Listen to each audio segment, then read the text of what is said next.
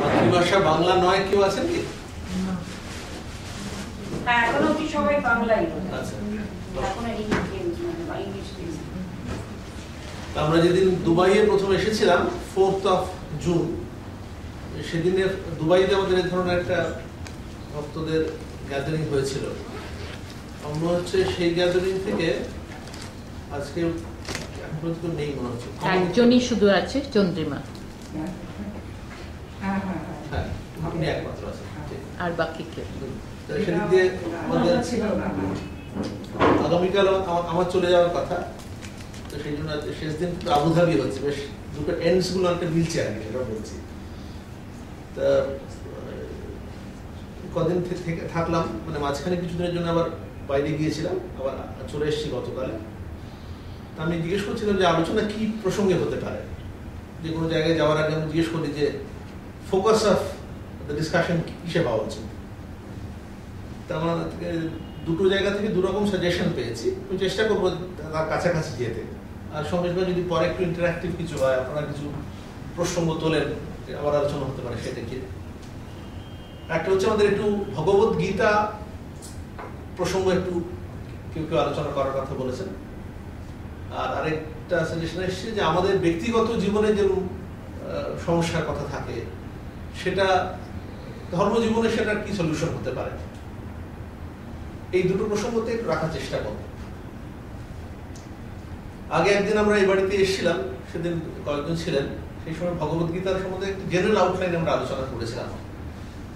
তো সেখানে আমাদের একটু সারাংশ বা সামারি করলে এরকম দাঁড়ায় যে আমরা যারা হিন্দুরা, আমাদের অনেকগুলো টেক্সট আছে যেগুলো আমরা অনুসরণ করি। যেমন অন্যান্য ধর্মের ক্ষেত্রে একটা সিঙ্গেল মানে মেইন টেক্সট থাকে, যেমন ধরে রাখি ইসলাম ধর্মের হচ্ছে কোরআন, খ্রিস্টানদের ক্ষেত্রে বাইবেল, শিখদের ক্ষেত্রে গুরু গ্রন্থ সাহিব।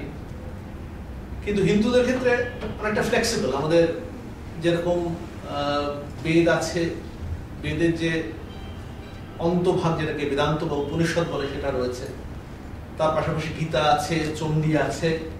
বিভিন্ন মানুষের ফোকাসের জায়গা আলাদা থাকে, কিন্তু তবুও Bhagavad Gita definitely is the most popular scripture হিন্দুদের মধ্যে। শুধু হিন্দুদের মধ্যে বলাটা ঠিক হবে না, ভগবত গীতার পপুলারিটিটা সারা পৃথিবীতেই যথেষ্ট বেশি, যথেষ্ট বেশি। আমার মনে পড়ে যে স্বামী প্রভুবানন্দ আমাদের মহারাজ ছিলেন, দীর্ঘদিন হলিউড সেন্টারে ছিলেন। উনি ভগবত গীতার একটা অনুবাদ বার করেছিলেন। তো সেই ভগবত গীতা, সেই অনুবাদটা একটু মডার্ন পার্সপেক্টিভের লেখা। সেইটা সেই সময় যারা বড় বড় বিদ্বজ্জনরা আমেরিকা, যেমন অলডাস হাক্সলে, এরকম কয়েকজন, তারা সেটা পড়ে, তার দ্বারা বেশি ইনফ্লুয়েন্সড হন। তো ভগবত গীতার এত পপুলারিটির কারণটা কি, জনপ্রিয়তার কারণটা কি? আমরা আগের দিনে একটু এই প্রসঙ্গটা এসেছিল। তো প্রথম পপুলারিটির কারণ হচ্ছে ভগবত গীতা খুব বাস্তববাদী, প্র্যাকটিক্যাল একটা বই। কারণ ভগবত গীতার সেটিংটা এরকম যে মহাভারতের যুদ্ধ হতে যাচ্ছে, যারা যুদ্ধ করতে যাচ্ছে, মেইন যারা প্রোটাগনিস্ট, যারা দুই দলে যারা প্রধান, যারা তারা আমার আত্মীয় পরস্পর, ঠিক আছে? তো সেই সময় যুদ্ধের ঠিক আগে, যখন যুদ্ধের দামামা বেজে গেছে, শাঁখ বেজে গেছে, যাদের যুদ্ধের যা যা মিউজিক্যাল ইনস্ট্রুমেন্ট সেগুলো বেজে গেছে, যুদ্ধ শুরু হতে যাচ্ছে, ভগবদ্গীতার গোড়াটা ভারী সুন্দর, খুব মানে ডিপ্লোম্যাটিক সে অর্থে, খুব মানে আজ ব্যক্তিগত জীবনের সঙ্গে আমাদের মিলবে। প্রথম অধ্যায়টা এরকম আছে, প্রথম অধ্যায় আছে যে কৌরবরা আর পাণ্ডবরা দাঁড়িয়ে আছে, আর কৌরব পক্ষের প্রধান হচ্ছেন ভীষ্মদেব। ভীষ্মদেব বিরাট বড় যোদ্ধা, তিনি কিন্তু বয়সে কৌরব আর পাণ্ডব সবার চেয়ে বড়, তাদের সম্পর্কে ঠাকুর দাম। কিন্তু ভীষ্মদেব খুব ন্যায়বাদী, তাই জন্য যদিও তিনি কৌরব পক্ষের প্রধান সেনাপতি, দুর্যোধন যিনি হচ্ছেন রাজা, তার মনে মনে একটা ছোট্ট জিজ্ঞাসা, কোয়েশ্চেন মার্ক আছে, ভীষ্মদেব পুরোপুরি আমাদের জন্যই লড়বেন তো? এত বেশি ন্যায় আর জাস্টিস করে করে পাণ্ডবদের দিকে একটু হেলে যাবেন না তো? যুদ্ধটা ঠিক মতো হবে তো আমাদের জন্য? সেই জন্য তাকে একটু, ইংরেজিতে বলে স্টিং টু দ্য কুইক, চামড়ার একদম নিচের দিকটাকে কুইক বলে, সেখানে ফোটানোর জন্য বিশ্বদেব আছেন, তার সামনেই দ্রোণাচার্যের কাছে গেলেন, গিয়ে বলছেন যে দেখো দ্রোণাচার্য, এটা হচ্ছে গীতার প্রথম অধ্যায় আছে, দেখো দ্রোণাচার্য, তোমরা চতুর্দিক থেকে না ভালো করে এই ভীষ্মদেবকে রক্ষা করে থাকবে, বুঝলে? আপনারা তো বড় বড় যোদ্ধা সব, দেখবেন ওনাকে ভালো করে রক্ষা করে থাকবেন, হ্যাঁ, ওনার জন্য অসুবিধা না হয় কিছু। তো ভীষ্মদেব বুঝতে পারলেন যে এটা একটা তাকে অপমান করা হচ্ছে আসলে। তিনি সেনাপতি, তাকে না বলে দ্রোণাচার্য যে হচ্ছে সেকেন্ড ইন কমান্ড, তাকে গিয়ে দুর্যোধন ইচ্ছে করে তাকে একটু সবার সামনে তাকে একটু নামানোর জন্য বলছেন, দেখো সবাই কিন্তু ভালো করে সেনাপতি ঘিরে থাকবে, হ্যাঁ, সেনাপতির সামনে কথা বললেন না, সব কথা বললেন, তাকে কি বললেন। তো ভীষ্মদেব বুঝতে পারলেন কি করতে চাইছে, তো সেখানে একটা তুমুল একটা শঙ্খ নিনাদ করলেন, এই যে গীতা শুরু আগে যেই তিনি প্রথম শঙ্খ নিনাদ করলেন, শঙ্খ বাজালেন, সঙ্গে সঙ্গে অন্য যারা রয়েছে যোদ্ধারা প্রত্যেকেই শাঁখ বাজাতে শুরু করলেন।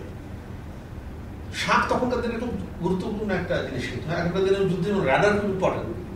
শাঁখটা হচ্ছে মানুষকে বোঝায় যে যুদ্ধ করার জন্য তৈরি। প্রত্যেকে শাঁখের ওর আলাদা আলাদা নাম আছে, যেমন ভগবদ্গীতার লাইন আছে, পাঞ্চজন্যম ঋষিকেশ দেবদত্তম ধনঞ্জয় পৌণ্ড্রম দধমৌ মহাশঙ্খম ভীম কর্মা ভৃকোদরা। এটা হচ্ছে প্রথম অধ্যায় লাইন। কি বলে এখানে? পাঞ্চজন্যম ঋষিকেশ, ঋষিকেশ মানে অর্জুনের সারথী যিনি শ্রীকৃষ্ণ, তিনি বাজালেন পাঞ্চজন্য, শাঁখের নাম পাঞ্চজন্য। দেবদত্তম ধনঞ্জয়, ধনঞ্জয় বা অর্জুন তাঁর যে শাঁখের নাম হচ্ছে দেবদত্ত, মানুষের নাম নয় কিন্তু, এগুলো শাঁখের নাম। পৌণ্ড্রম দধমম মহাশঙ্খম, পৌণ্ড্রম হচ্ছে ভীমের নাম, তার সবকিছু তো বড়, তো তিনি মহাশঙ্খম, তার শাঁখটা বড়, মহাশঙ্খম। ভীম কর্মা বৃকোদরা, যিনি ভীম খুব বলশালী কাজ করেন, যার উদর মানে পেটটা বিরাট বড়, কার মতো বড়? বৃকো বা উলফ, নেকড়ে বা তার মতো বড় তার পেট, খেতে পারে প্রচুর। বৃকোদরা, এগুলো তার বিশেষণ। পৌণ্ড্রম দধমৌ মহাশঙ্খম ভীম কর্মা বৃকোদরা, আমি পৌণ্ড্র হচ্ছে তার শাঁখের নাম, এই পৌণ্ড্র নামে শাঁখ বাজালেন। এই ভীম কর্ম যিনি করেন, বৃকের উদরের মতো তিনি বাজালেন। যেই শাঁখের আওয়াজটা বেজে গেল, এ তো পাণ্ডব পক্ষ, কৌরব পক্ষ সবাই মিলে বাজালেন, এই যুদ্ধ শুরু হতে যাচ্ছে। যেমন খেলা শুরুর আগে রেফারি মিছিলটা একটা দেওয়ার আগে হয় না, দেখবেন বাজানোর আগে, পাড়ার খেলাতে হয় না, রেফারি ভুল করে মিছিলটা মিছিল দিয়ে দেবেন, ছেলেরা খেলা শুরু করতে বলছে, না এখন না। তো সেরকম শাঁখটা বেজে গেছে, সেই সময় অর্জুন শ্রীকৃষ্ণকে বলছেন যে দেখো, আমি শেষবারের মতো একটু ভালো করে না সবাইকে দেখতে চাই। কেন এই কথা বললেন? ভগবদ্গীতার পুরো অনেক কমেন্ট লেখা হয়েছে। কেন কথা বললেন? আচ্ছা, তিনি যাদের দেখতে যাচ্ছেন তাদের তুমি চেনেন না তা নয়, মানে দুপক্ষে যারা প্রধান, যারা সেনাপতি, তাদেরকে উনি সবাইকে চেনেন। কিন্তু একটা কি, যে একটা বিরাট একটা জিনিস হওয়ার আগে একটা মানুষ একটা সার্ভে করতে চায়, এই হতে যাচ্ছে। একটা বিরাট কোনো স্টেপ নেওয়ার আগে যা যা করতে যাচ্ছি তার একটা মনে মনে তার একটা হিসেব নিকেশ হয়, তাই না?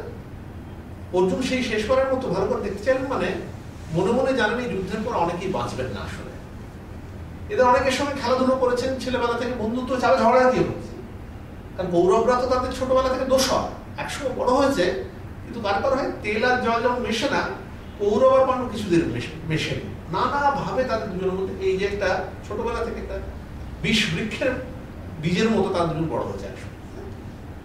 মহাভারতে আমরা দেখি বারে বারে কিন্তু কৌরবরা পাণ্ডবদের মাটিতে মিশে দেওয়ার চেষ্টা করেছে। যার মধ্যে আপনারা একবার যতুগৃহ দাহ গল্প আছে, তার একটা বাড়ি তৈরি করে, সেটা আবার মোম, অনেকখানি মোম ছিল তার মধ্যে, সেই বাড়িতে পাণ্ডবদের থাকার কথা বলে, খুব যত্ন করে তা আদর করে বলে, তোমরা এখানে থাকো, তোমার জন্য ভালো বাড়ি তৈরি করেছি, ঠিক আছে। কিন্তু বিদুর ভেতর থেকে খবরটা বুঝতে পারেন। বিদুর খুব ন্যায়বাদী ছিলেন, যদিও তিনি কৌরবদের কোর্টে রাজসভায় থাকতেন, তিনি অত্যন্ত ন্যায়পরায়ণ ছিলেন। তিনি খবরটা এদের কাছে বলে দেন, যেটা তোমরা এখন থেকো। ওরা তখন যতুগৃহ থেকে একটা আন্ডারগ্রাউন্ড টানেল তৈরি করে, সুরঙ্গ, জেল থেকে পালিয়ে যাওয়ার বন্দীরা করে সেরকম, সেখান থেকে তারা পালিয়ে গেল। যতুগৃহতে আগুন লেগে গেল, আগুন লেগে গিয়ে 5 জন পুড়েও গেল। কৌরবরা সন্দেহ করেছিল বা খুশি হয়েছিল ভেবে খুব দুঃখ প্রকাশ করলো, কিন্তু আসলে খুশি হয়েছিল যে পাণ্ডবরা মারা গেছে বলে। কিন্তু 5 জন আসলে ট্রাইবাল, তারা কাজের জন্য ছিল, তারা মারা গিয়েছিল। এইভাবে নানা সময় নানাভাবে পাণ্ডবদের তারা সরানোর চেষ্টা করেছে, ঠিক আছে। আসলে এর মধ্যে আরেকটা এরকম ছিল, পাণ্ডব আর কৌরবদের মধ্যে পাণ্ডু যিনি রাজা হয়েছিলেন বা রাজা হননি আসলে, আর ধৃতরাষ্ট্র ছিলেন পাণ্ডুর দাদা। ধৃতরাষ্ট্র রাজা, তিনি চোখে দেখতে পান না, ঠিক আছে। আর ধৃতরাষ্ট্রের কপাল, ছেলে অনেকগুলো, কিন্তু ছেলেরা একদম বকাটে হয়েছে, ভালো হয়নি, ঠিক আছে। আবার পাণ্ডু রাজা পেল না, ছেলেগুলো খুব ভালো পেয়ে গেল। এই যে একটা কন্ট্রাডিকশন, একসঙ্গে রাজসভায় সবাই বড় হচ্ছে, কিন্তু ধৃতরাষ্ট্র রাজা, তার ছেলেগুলো বকাটে। পাণ্ডু রাজা নয়, ছেলেগুলো খুব ভালো। ছোটবেলা থেকে সবাই পাণ্ডবদের খুব প্রশংসা করে, কৌরবদের নিন্দে করে। ছোটবেলা থেকে একটা বিষ, মানে হিংসের বিষটা ধপধপ করে চলেছে। সবাই বারবার যুধিষ্ঠির, অর্জুন কত ভালো, বিরাট করে একটা সংবাদ সভা হলে সেখানে অর্জুন জিতে গেল, আর কৌরবদের সবসময় মাথা নিচু হয়ে যেতে হচ্ছে। তারা বললো ঠিক আছে, একবার দেখাচ্ছি তোমাদের মানে। বুঝতে পারলেন যারা রাজসভার বড়রা, তারা বুঝলেন ছোটবেলা থেকে এই জিনিসটা ঠিক হচ্ছে না, তাই রাজত্ব ভাগ করে দেওয়ার চেষ্টা করলেন। হস্তিনাপুর আর ইন্দ্রপ্রস্থ দুটো আলাদা রাজধানী তৈরি হলো। আমাদের মাঝে মাঝে যেমন স্টেট ভাগাভাগি হয়ে যায় না, দেশ ভাগাভাগি, দুটো রাজ্য ভাগাভাগি হয়ে গেল। তো সেই রাজ্য ভাগেদের গল্প ভারী মজার। সেই যখন তাদের নতুন তাদের রাজ্য হলো, রাজ্য হওয়ার পর একটা বিরাট যজ্ঞ করলেন, যুধিষ্ঠির একটা বিরাট যজ্ঞ করলেন, রাজস্ব যজ্ঞ, ঠিক আছে। এই রাজস্ব যজ্ঞ মানে রাজাদের যেটা পশুয়া বা জেলাসি, হিংসে হবে এমন যজ্ঞ, বিরাট যজ্ঞ। তো রাজস্ব যজ্ঞের দুটো গল্প একটু বলার মতো। রাজস্ব যজ্ঞের সময় দুর্যোধন এসেছেন, কৌরবরা এসছেন, পাণ্ডবরা এসছেন, সবাই এসছে। তা দুর্যোধন একটু ঘুরে ঘুরে নতুন তাদের রাজপ্রাসাদ দেখছে, তাদের রাজপ্রাসাদ অত্যন্ত ভালো আছে।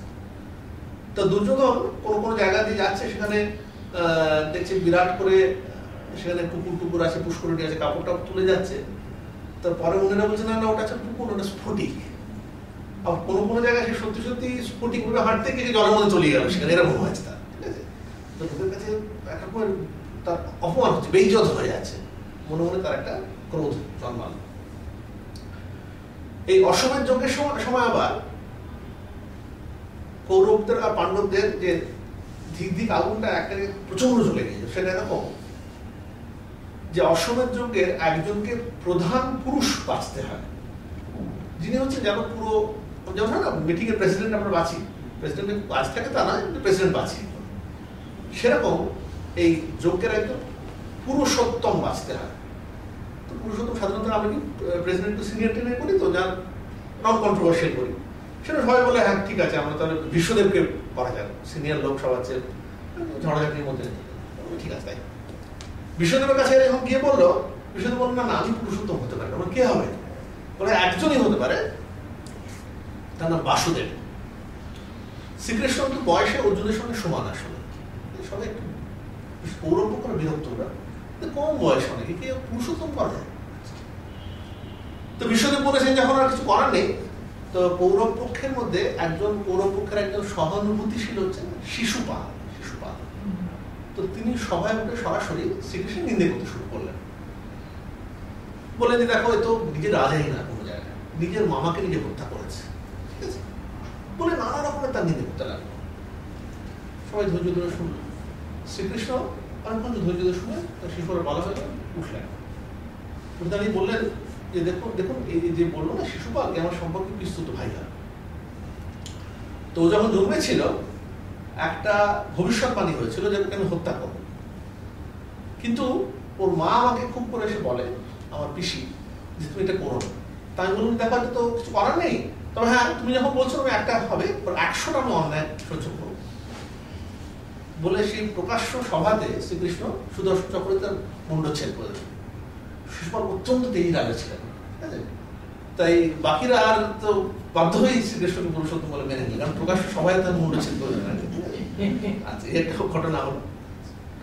তো এখানে কৌরব আর পাণ্ডবদের মধ্যে একটা কিন্তু রেষারেষি জায়গা, তারপর যখন কিছুতেই পাণ্ডবদের সঙ্গে পেরোচ্ছে না কৌরবরা, যুধিষ্ঠিরের একটা দুর্বলতা জায়গা ছিল, সেটা হচ্ছে তিনি পাশে খেলতে পছন্দ করতেন, দ্রুত ক্রীড়া। আর এই কৌরব পক্ষের একজন ছিলেন বুদ্ধিমান, মানে কুট পরামর্শ দেয়, শকুনি, আমাদের বাংলাদেশের শকুনি কথাটা আমাদের খারাপ অর্থে ব্যবহার হয় সময়।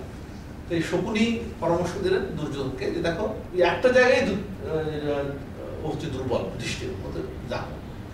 আর বলে আরেকটা বলে যে দেখো মানুষটা ভালো আসবে, সৎ মানুষ তো, বারবার হেরে গিয়েও কিন্তু এই দুর্বলতা ছাড়তে পারে না, এখানে না। তো যেমন আগেকার দিনে ইউরোপে ছিল না, ডুয়েলে কেউ যদি ইনভাইট করে, ডুয়েল তরবারি লড়াইয়ে, তাহলে না করা যেত না। দুদকটিরা তো উচ্চদেবটা চাপ চালু ছিল এটা। যুধিষ্ঠির একটা একটা করে তার রাজত্বকে রাখলো, তার স্ত্রীকে রাখলো, দ্রৌপদীকে, ভাইদের রাখলো, সব কটা একটা একটা খুঁয়ে ফেলল। দ্রৌপদীকে প্রকাশ্য রাজসভায় তারা বস্ত্র হবে, মানে তাদের কাপড় খুলে দেওয়ার চেষ্টা করে, ঠিক আছে।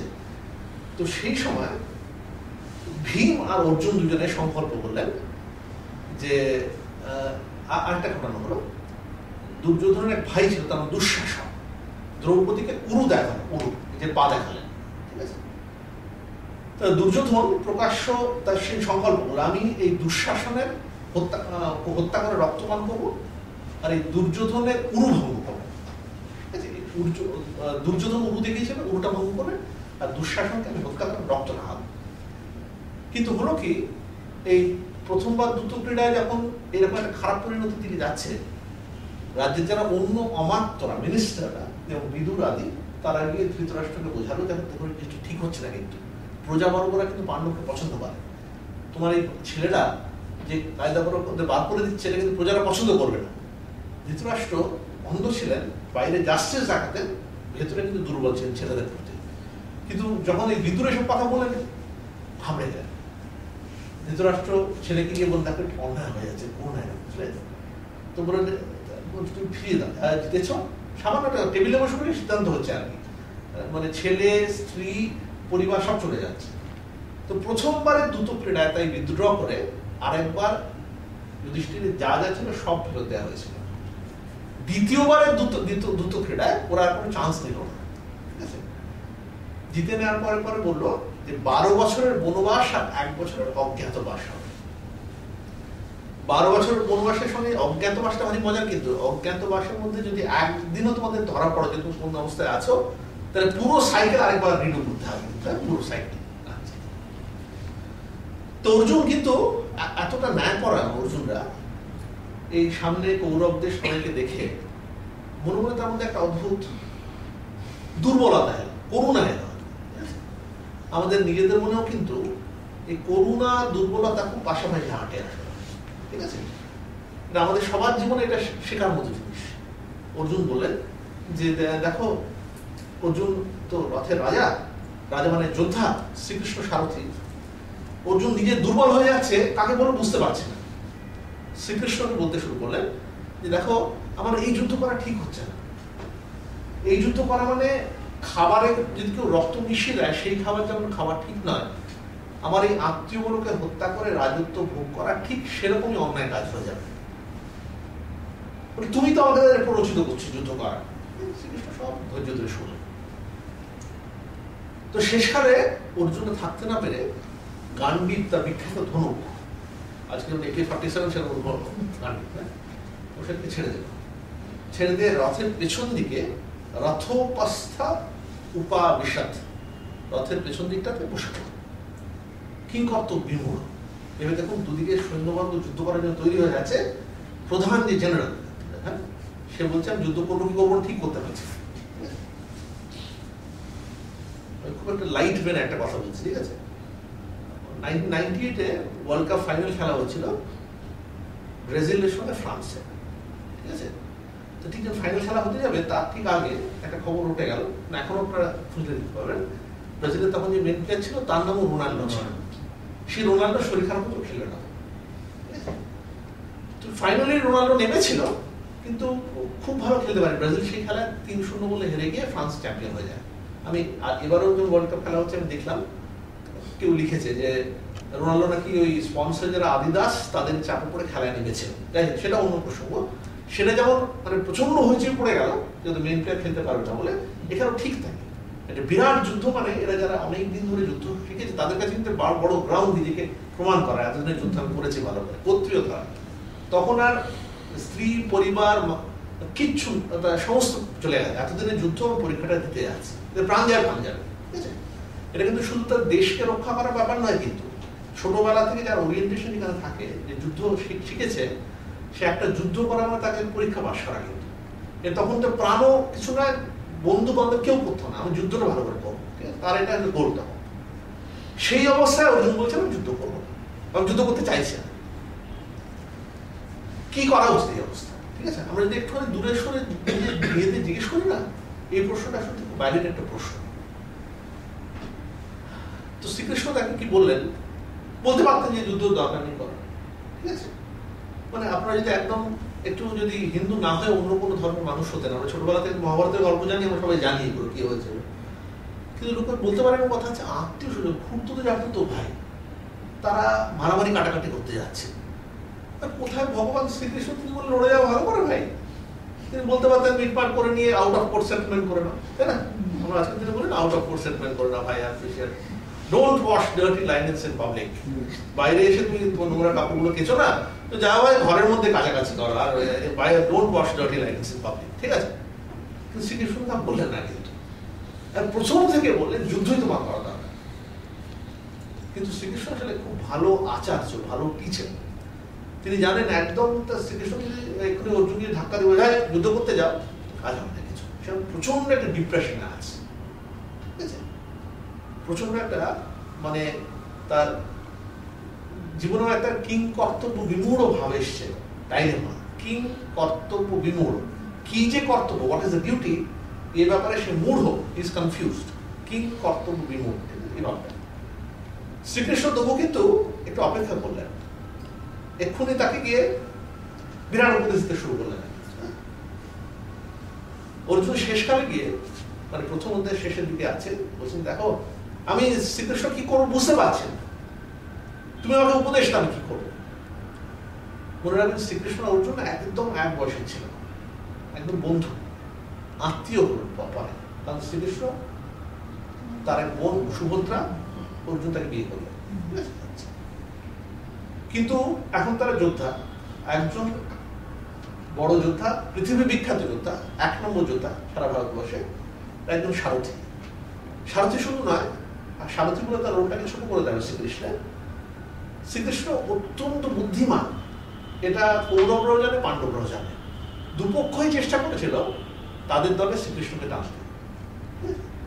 শ্রীকৃষ্ণ অত্যন্ত বুদ্ধিমান, তাই জন্য দুর্যোধনকে বলেছিলেন দেখো দুর্যোধন, এই তুমি আর অর্জুন দুজনেই একই সঙ্গে আমার ঘরে চলে এসছো আমাকে নিজের তোমাদের পক্ষে পাওয়ার জন্য, আমার একটা সৌভাগ্য। তবে কি জানো জিনিসটা, আসলে আমি যে পক্ষে যুদ্ধ করবো না, তোমাকে প্রথম দান দিচ্ছি বাছার জন্য, দুর্যোধন তোমাকে প্রথম দান দিচ্ছি, আমি যে পক্ষে থাকবো যুদ্ধ করবো না, আর আমার সমতুল্য 10,000 নারায়ণী সৈন্য, তাদেরকে আমি দিয়ে দেবো অন্য পক্ষকে। দুর্যোধন বাহ বাঁচা গেল বাবা, যুদ্ধ করবে না এমন লোককে নিয়ে লাভটা কি আছে, যুদ্ধ করছে ভালো, ওর জন্য খুশি হয়ে গেলেন, উইন উইন সলিউশন হয়ে গেল, হ্যাঁ দুজনেই খুশি হয়ে গেলেন। বললেন যে শ্রীকৃষ্ণ কিন্তু নিশ্চিত যুদ্ধ না করে এই লোকটা থাকলে আমরা আমাদের ভাবে। পুরো মহাভারতের যুদ্ধটাই কিন্তু পেছন থেকে একজনই কিন্তু স্টিয়ারিং ধরায়, শ্রীকৃষ্ণ।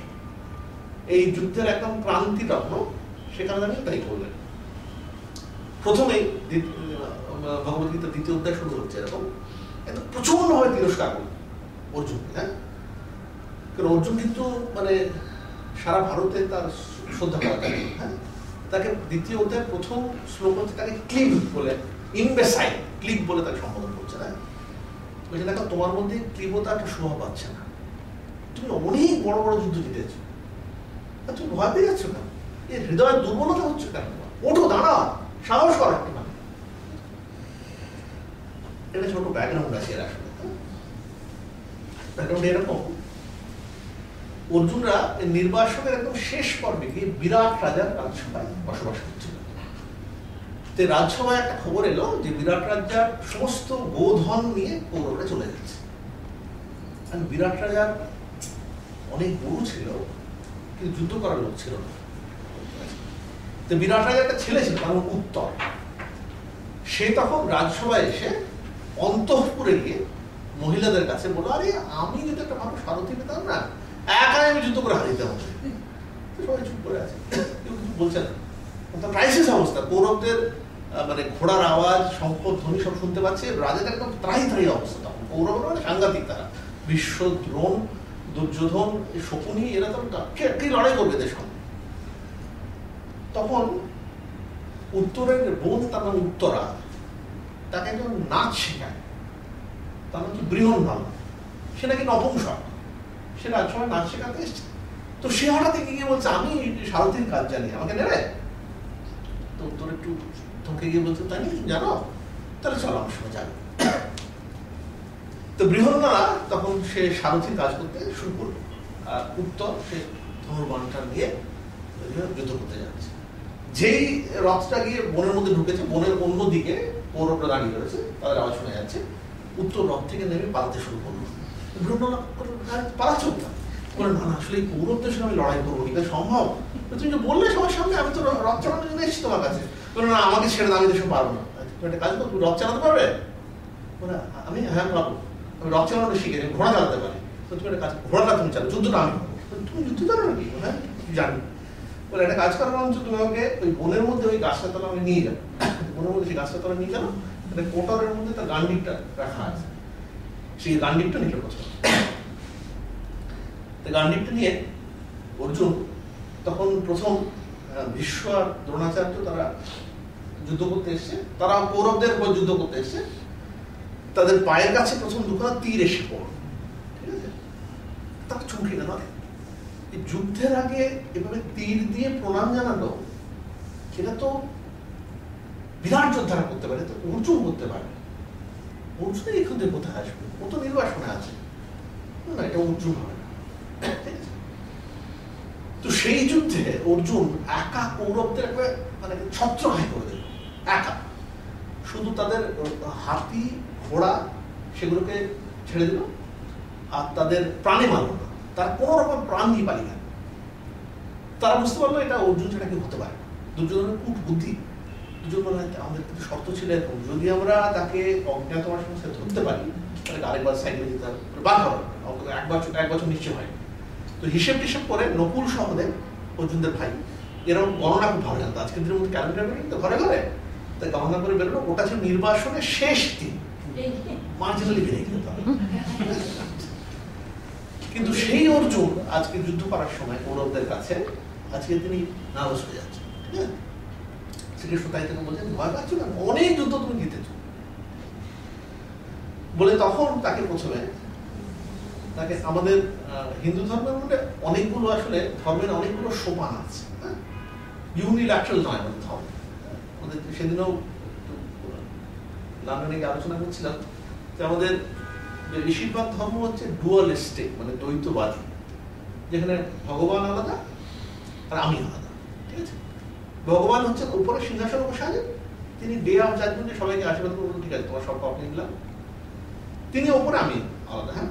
কিন্তু হিন্দু ধর্মে আমাদের অদ্বৈতবাদের কথা আমরা বলি, যেখানে বলে তোমার মধ্যে সমস্ত সম্ভাবনা তোমার আছে, তুমি সেই আত্মা, তুমি সেই ব্রহ্ম, ঠিক আছে?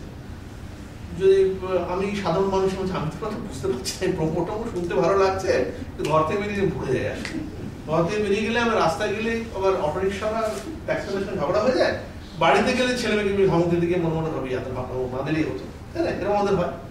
অদ্বৈত দর্শনের মনে থাকে না তো বেশি, মনে না থাকতে পারো তাতে কি, যেমন দেখো সূর্যের সামনে যদি মেঘটা চলে আসে না, সূর্য ঢাকা থাকে, আর যখন মেঘটা চলে যায় এবার তার অনন্ত শক্তি সম্পর্কে জানা যায়। সেরকম আমাদেরও তাই, আমাদের রিয়েল সেলফটা আমি ভুলে যাই, কিন্তু সেইটা মনে করাই হচ্ছে উদ্দেশ্য, ভুলে যাবো না। স্বামীজির খুব সুন্দর গল্প আছে, একটু বলা ভালো, হ্যাঁ। গল্পটা এরকম, এটা আসলে শ্রীরামকৃষ্ণ রামকৃষ্ণ কথামৃততে আছে, স্বামীজি জ্ঞানযোগ বক্তৃতামালায় বলেছেন এই গল্পটা। ওটা এরকম যে একটা সিংহ, মানে সিংহী একটা মেষ তাদের দলেতে আক্রমণ করে, কিন্তু আসন্ন প্রসবা ছিল, সে একটা বাচ্চাকে প্রসব করে, মারা যায়। এই যে বাচ্চা যে সিংহ শাবক যেটা, সেটা ভেড়াগুলোর সঙ্গে বড় হতে শুরু করে, ভেড়াগুলোর মতোই তাদের ডাক, সে একশো ডাকতে শুরু করে, কিছুদিন কেটে যায়, অনেক পরে আরেকজন সিংহ পাশ দিয়ে যাচ্ছে, আর কি আশ্চর্য, একটা সিংহ সে ভেড়ার মতো ব্যাপার করে ডাকছে কেন? তো সে কাছাকাছি তেড়ে গেল, বাকিগুলো তো কোনো প্রাণপণে পালাচ্ছে, এই সিংহ শাবক পালাচ্ছে তার জন্য। তো সে চট করে গিয়ে তাকে ঘাটটা ধরে প্রান্ত নিয়ে যাচ্ছ কোথায়?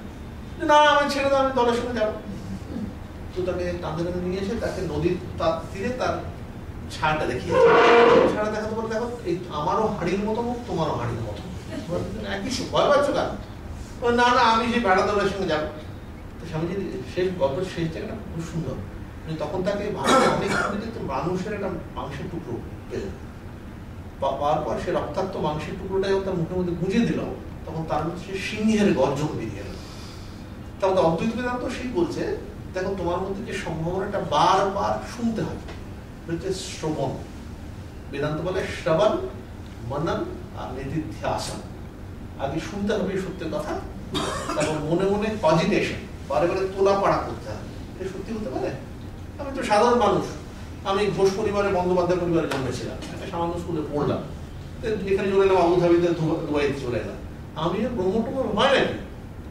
এই যে এটা হচ্ছে মনের মধ্যে কজিটেশন, মনন। নিধিধ্যাসন, যখন আমি সত্যটা ভালো করে জানলাম জীবনে, তার মধ্যে তলিয়ে যাওয়া, একদম ডুবে যাওয়া, যে আমি এটা বুঝেছি এটাই সত্য, আপ্রাণ আমার যা সাধ্য আছে সেখানে আপ্রাণ ডুবে যাবে, সেটা সত্য জীবনে রিয়েলাইজ করার জন্য। যত শোনা যায় তত আস্তে আস্তে নিজের কনভিকশন হয়, প্রত্যয় হয়, হ্যাঁ আমার মধ্যে সে সম্ভব নয়, আমি পারবো না কেন, অন্যের আমার মতো মানুষই পেরেছে, আমি পারবো। এই কনভিকশনটা বারবার শুনতে শুনতে শুনতে, যেটা আপাত দৃষ্টিতে মনে হয় সম্ভব নয়, সেটা মানুষ সম্ভব বলে বিশ্বাস করে। ঠিক আছে, অর্জুনকেও সেই কথা বলতে শুরু করেন শ্রীকৃষ্ণ, তুমি সর্বপ্রথম ব্রহ্ম, তোমার মধ্যে অনেক সম্ভাবনা আছে। দেখো মানুষের এই মৃত্যু থেকে ভয় পেয়ে যাও না, মানুষের এই মৃত্যু অবশ্যম্ভাবী। জাতস্য হি ধ্রুব মৃত্যু, ধ্রুবম জন্ম মৃতস্য চ। বলছেন দেখো যে জাত হয়েছে তার মৃত্যুটা অবশ্যম্ভাবী, আর যে মৃত্যু যার হয়েছে ধ্রুবম জন্ম মৃতস্য চ, তারও আরেকটা জন্মে মৃত্যুটা অবশ্যম্ভাবী। আমরা হিন্দু ধর্মে পুনর্জন্মবাদী বিশ্বাস করি, তো অনেক মানুষের জিজ্ঞেস করা আছে কোথায় আছে পুনর্জন্মবাদের কথা, এই শ্লোকগুলোতে আছে যে তার পক্ষেও আরেকবার জন্ম নেওয়াটা অবশ্যম্ভাবী। এইভাবে মানুষ এক জন্ম থেকে আরেক জন্মে যায়, মৃত্যু অবশ্যম্ভাবী। ভয় পাচ্ছ না? দেখো তুমি যদি এদের নাও মারো, এই ক্ষত্রিয় এদের কিন্তু একদম মৃত্যু হবে, তো তুমি নিমিত্ত মাত্র শুধু হবে, নিমিত্ত মাত্র ভব সভ্য সাচন বলছেন। তুমি শুধু এই কর্মের যে বিরাট চক্র, কিন্তু তুমি শুধু হাতটা লাগাবে। জগন্নাথের যে বিরাট দড়ি হয় না, যারা পুরীতে যদি কেউ গিয়ে থাকেন দেখবেন প্রত্যেকটা হাতটা লাগিয়ে শুরু করে দেয়, লাগিয়ে দেয়। তা আমি সত্যি টেনে নিয়ে চলে গেলাম তা নয়, এই বিরাট চক্রের মধ্যে আমি একটুখানি পার্টিসিপেট করলাম, আমি ধন্য হয়ে গেলাম পার্টিসিপেট করে। সেরকম নিমিত্ত মাত্র এই বিরাট যুদ্ধের মধ্যে যার যা পরিণতি হওয়ার হবে, তুমি সেখানে নিজের কাজটা শুরু করবে, করে তুমি ধন্য হয়ে যাবে। ও কিন্তু শুনছে, আস্তে আস্তে করে একটু এনার্জি হচ্ছে, পুরোটা নয় কিন্তু। হ্যাঁ, এবং শ্রীকৃষ্ণ ভালো করে জানেন ওকে একবার অদ্বৈত বেদান্তের জন্য সঙ্গে সঙ্গে লাভ দিয়ে কিছু যুদ্ধ করবেন জানেন। হ্যাঁ, তোর জন্য খুব সুন্দর একটা প্রশ্ন আছে, আমি সেই প্রশ্নটা একটু বলতে চাইছি। কেউ জিজ্ঞেস করেছেন আমাদের সাধারণ মানুষের জীবনে আমাদের কি কাজে লাগছে গীতা, আমাদের রেলেভেন্সটা কি? এটা 6ষ্ঠ অধ্যায় আছে, ভারী সুন্দর এই শ্লোকটা, কিন্তু আমি সংস্কৃতে পড়ছি। হ্যাঁ, চঞ্চলম হি মনঃ কৃষ্ণ প্রমাথি বলবদৃঢ়ম তস্যাহম নিগ্রহম মন্যে বায়োরিব সুদুষ্করম। অর্জুন বলছেন, হে কৃষ্ণ, মনটা ভারী চঞ্চল। চঞ্চলম হি মনঃ কৃষ্ণ প্রমাথি বলবৎ দৃঢ়ম, ভয়ানক শক্তি মনের দিকে। আমি ভাবছি মনে ভালো করে পড়াশোনা করবো, জব করবো, পাশের ঘরে যেই টিভিটা চালু হওয়ার ওয়ার্ল্ড কাপের খেলাটা চালু হলো, আমি ভাবছি কিছুতেই আমি জবটা করবো, কিছুতেই করবো। মনটাকে বললাম যে কিছু না, আমি একটু 5 মিনিট দেখে এসে আমি জবে বসে, ঠিক আছে, কিছু না, মাত্র 5 মিনিট, কিন্তু বারবার 5 মিনিট 5 মিনিট। তারপরে কোথায় যে 5 মিনিট 3 ঘন্টা হয়ে গেল, মনকে বললাম কিছু না, আজকের দিনটা হয়ে গেছে, কালকের দিনে ভালো করে যাবো, ঠিক আছে। আমি ছেলেদের এরকম হয়, ছেলেদের যখন পরীক্ষার একদিন না আমাদের বলে যে ঘরে একটুখানি খেলা দেখবো, বুঝলেন না, তারপরে আমি পড়বো। রাত্রিবেলা বলে পরের দিন সকালে পড়বো, সকালবেলা আমি রাত্রেবেলা এবার দিনের পর দিন চলে যায়। ঠিক আছে, আমাদেরও বাস্তব জীবনে চঞ্চলম হি মন কৃষ্ণ প্রমাথি বলবৎ দৃঢ়, দৃঢ় বলে টানটান নিয়ে চলে যাচ্ছে। তস্যাহম নিগ্রহম মন্যে, তাকে নিগ্রহ করা, তাকে কন্ট্রোল করা, বায়ু ইবা সুদুষ্কর, বায়ুকে যেমন নিগ্রহ বা কন্ট্রোল করা যেমন কঠিন, সেরকম মনকে। আমাদের এই শাস্ত্রে বারে বারে মনের সঙ্গে বায়ুকে তুলনা করা হয়েছে, এবং এটা খুব সুন্দর এই তুলনাটা। কেন সুন্দর? দেখুন, কেউ যদি জিজ্ঞেস করে আপনাদের যে আপনি কি বুঝতে পারছেন যে বায়ুকে কি দেখেছেন, বায়ুকে কি প্যাকেটে করে নিয়ে আসতে পারবেন? আমরা কেউ পারবো না, তাই না? কিন্তু বায়ুর কার্যাবলী দেখা যায়। প্রচন্ড ঝড় হচ্ছে, গাছের পাতাগুলো পড়ছে, জানলাগুলো ধুম ধুম করে নড়ছে। ঠিক আছে, আমার মাথায় টুপি পড়েছে, টুপিটা উড়ে চলে গেল। তার বায়ুটাকে দেখতে পাচ্ছি, কাজটা দেখতে পাচ্ছি, কিন্তু বায়ুকে দেখতে পাচ্ছি না, ইন্দ্রিয় গ্রাহ্য না, চোখ দিয়ে কান দিয়ে তাকে অনুভব করা যাচ্ছে না। সেরকম মনটাকে আমরা দেখতে পাই না, কিন্তু মনের কাজটাকে বোঝা যায় ভালো করে, তাই না? মনের কাজটা বোঝা যায়, আমাদের শরীর আর মনের ভালো সম্পর্ক আছে। যদি ভালো করে আমাদের শরীরটা খারাপ হয়ে থাকে, মনটাও ঝিমিয়ে গেছে ভালো করে। আর শরীরটা টকবকে আছে, ভালো করে খাওয়া দাওয়া, ঘুমটা খুব ভালো হয়েছে, মনটা টকবকে হয়ে গেল। স্বামীজি তার কর্মযোগ বলছেন, দেখো শরীরের এই সূক্ষ্ম ভাব হচ্ছে মনটা। শরীরগুলো যেমন মানে জড়, 5 এলিমেন্টস দিয়ে তৈরি, ক্ষিতি, অপ, তেজ, মরুতা, ব্যোম। মনও হচ্ছে এরকম সূক্ষ্ম এলিমেন্টস দিয়ে তৈরি, ওটাও জড়, ওটাও চেতন নয়। তাহলে চেতনটা কোনটা? আমরা হিন্দুরা বিশ্বাস করছি এর পেছনে একটা চৈতন্য সত্তা আছে, যাকে আমরা আত্মা বলি। শরীর তার একদম বাইরের খোলস, মন তার পরের খোলস, আর এর পরের আরো তলার খোলস হচ্ছে আমাদের উপনিষদে 3টে স্তরের কথা বলা হয়েছে। বলা হয়েছে জাগ্রত, স্বপ্ন আর সুষুপ্তি। ঠিক আছে, জাগ্রত আমরা সবাই জাগ্রত অবস্থা জানি, সবাই জাগ্রত অবস্থায় আছেন, দেখতে পাচ্ছি জাগ্রত অবস্থা। স্বপ্নটা কোনটা? স্বপ্ন হচ্ছে আমরা যখন ঘুমোই, তার মধ্যে দেখবেন একদম শেষ রাত্রের দিকে বা একটু গোড়ার দিকে আমরা কিছু কিছু দেখি, অনেক কিছু না, স্বপ্নের সাথে কথাই বলে ফেললাম কিছু। কিন্তু এই স্বপ্নের পিরিয়ডটা কিন্তু খুব সামান্য, জানবেন। আমাদের প্রত্যেকের ঘুমের মধ্যে স্বপ্নটা হচ্ছে একদম জলের উপরিভাগের মতো। আমরা ঘুমোই যে তার বেশিরভাগ অংশটা কিন্তু আমি কিচ্ছু জানি না সেটা সম্পর্কে। অর্থাৎ আমি যদি রাত্রিবেলা 5 ঘন্টা ঘুমোই, এর মধ্যে 15 মিনিট কি 20 মিনিটের কথা আমাদের মনে থাকে, বেশি থাকে না।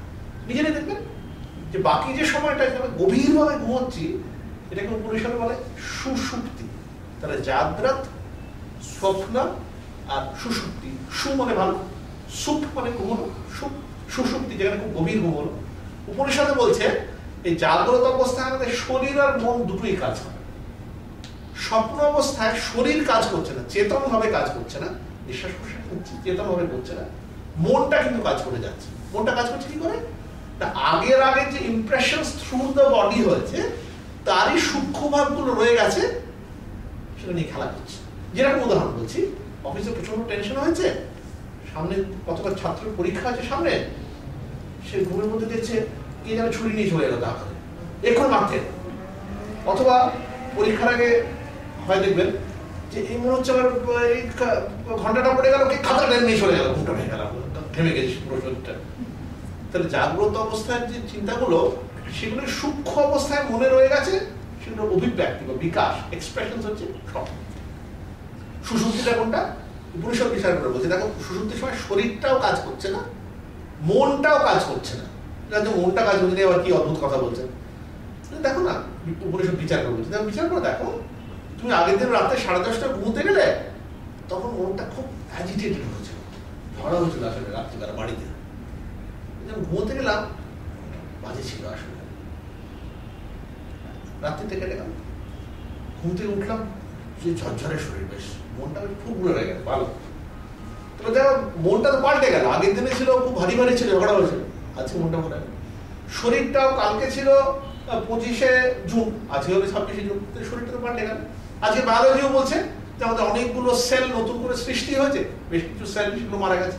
তাহলে আগের শরীরটা থেকে শরীর তো নতুন হয়ে গেল, শরীরটা পাল্টে গেল, মনটা পাল্টে গেল। উপনিষদ বলছে তাও ঘুম থেকে উঠে লোকটা বলছে সুখম অহম অস্বাপসম, আমি খুব ভালো ঘুমিয়েছি। আচ্ছা আমিটা কে তাহলে? শরীরটা তো পাল্টে গেল, একদিন বেশি বয়স হয়ে গেল, মনটা সেটাও তো পাল্টে গেল, তাহলে সেটাও তো আমি হতে পারে না। কারণ তাহলে আমিটা কে? বলছি এখান থেকে তুমি বার করো ভেতর থেকে, এই হচ্ছে আত্মা। এটা শরীর নয়, এটা মন নয়। বিচার করে দেখো, শরীর নয়, এটা মন নয়, আমি শুদ্ধ আত্মা। আমার কি মনে থাকে না? তো মনে না থাকতে পারে। দেখো না, তুমি শরীর সম্পর্কে কি সব জানো? দেখো না, শরীরের মধ্যে আমার যে ভেতরে কত রকম অঙ্গগুলো কাজ করে যাচ্ছে আমি জানি? কোথায় জানি? শরীর খারাপ হলে তখন ডাক্তার বলে এটা খারাপ, ওটা খারাপ। আমি নিজের শরীর সম্পর্কে জানি না অনেক কিছু, নিজের মনের কথাই জানি না। তাহলে তারপর শরীর বা মন, তারপরে ওটা আত্মা জানবো কোথেকে? ঠিক আছে? তো অর্জুন জিজ্ঞেস করছে যে মনটা তো সাংঘাতিক চঞ্চল দেখছি, একে কি করে সংযত করা যায়? মানে মনটা তো টেনে নিয়ে আমার শরীরটাকে একটা নিয়ে চলে যায়। গীতাতে আছে খুব সুন্দর, এখানে পরেরটা অধ্যায় বলবেন। দেখো কিরকম জানো, মনে করো একটা নৌকো যাচ্ছে নদী দিয়ে। আজকে আমরা ওখানে গিয়েছিলাম, আজকে মেরিনা হাওড়া, তার কাছে খুব সুন্দর ওই বড় বড় ওই বোটগুলো যাচ্ছে প্রচন্ড স্পিডে। দেখে মনে হচ্ছিল আমরা গোয়াতে থাকতে স্পিড বোটে গিয়েছি, দেখে খুব ইচ্ছা হচ্ছিল গেলে হয় একবার। তো ওখানে বলছেন ওখানে যে দেখো যখন নৌকো যাচ্ছে, দেখো একটা ডিরেকশন থেকে, একটা দিক থেকেও যদি হাওয়া প্রচন্ড জোরে বয়, তাহলে নৌকোটা সেই দিকে চলতে শুরু করে দেয়। এত দিকের হাওয়া আছে তো, যদি 4টে কোয়াড্রেন্ট ধরা যায়, অন্তত 8টা দিক থেকে তো হাওয়া দেখাই যায়। মোটটা সেদিকে, নৌকোটা ওদিকে চলতে শুরু করে। বলে সেই রকম তোমার ইন্দ্রিয়গুলো যদি একদিকেও তোমাকে টানতে শুরু করে, তাহলে সেই দিকে তোমার সমস্ত শরীর চলে যায়। মোবাইলে কথা বলছি, কানে তো শুধু কথা না, কিন্তু আমার চোখ কান সমস্ত সেখানে চলে গেছে। পেছন থেকে গাড়ি ভাবে দিচ্ছে, ধাক্কাই দিয়ে দিল একটা, আমার তো খেয়াল নেই কিছু, তাই না? তাহলে আমার সমস্ত সত্তাটাই কানের মধ্যে চলে গেছে। এই কান থেকে কি সমস্ত শরীরটাকে অনুরঞ্জিত করেছে, কালার করেছে। তাই জন্য বলছি দেখো, মনটা এত তার ক্ষমতা, যার সঙ্গে, যে ইন্দ্রিয়ের সঙ্গে সেটাকে সংযুক্ত করেছে, বাকি সমস্ত ইন্দ্রিয়গুলোকে বসে নিয়েছে। চলতে পারছে না কিছু, চোখটা দেখতে পাচ্ছে না। কেন পাচ্ছে না? কারণ মনটা আসলে কানের সঙ্গে লাগিয়েছে, মোবাইলের সঙ্গে। এই জন্য অন্য কিছু বুঝতে পারছে না। আচ্ছা, এরকম মনকে সংযত করা যায়? ওর নিজের সত্যি করা যায়?